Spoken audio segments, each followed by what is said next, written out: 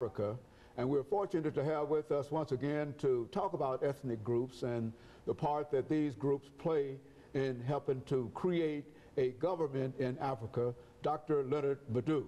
And Dr. LMadu, let me welcome you to the show again, and to, in a real sense, be prepared to be really informed in a real sense as to some of the real problems on the continent of Africa today.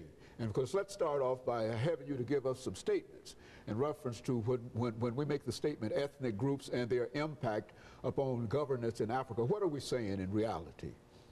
Well, like I said before, when people talk about ethnic groups in Africa, they use the word tribes, instead of ethnic groups. That word tribe, in the dictionary talks about uncivilized, group of people. And that term, as far as I'm concerned, doesn't have any place. It's not a sociological correct kind of term exactly. that you would use in terms of... Okay, well, let's talk about ethnic groups now. In the modern world, when you had the wars in the Balkans, you talked about ethnic groups. When you talked about the Bosnians, the Montenegrins, and the Serbians, the Croats, you name it, they said, the ethnic groups.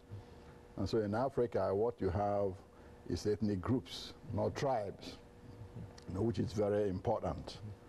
So we have over, I would say, 3,000 ethnic groups in Africa.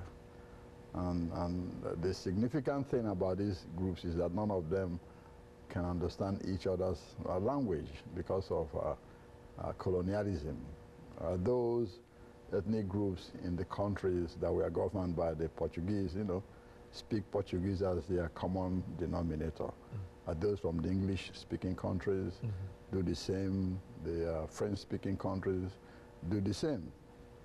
So what you have is a profusion of languages, the common denominator being a colonial language. And that's, it's creating a lot of problems in terms of communication and writing books, even on the continent. Having said that,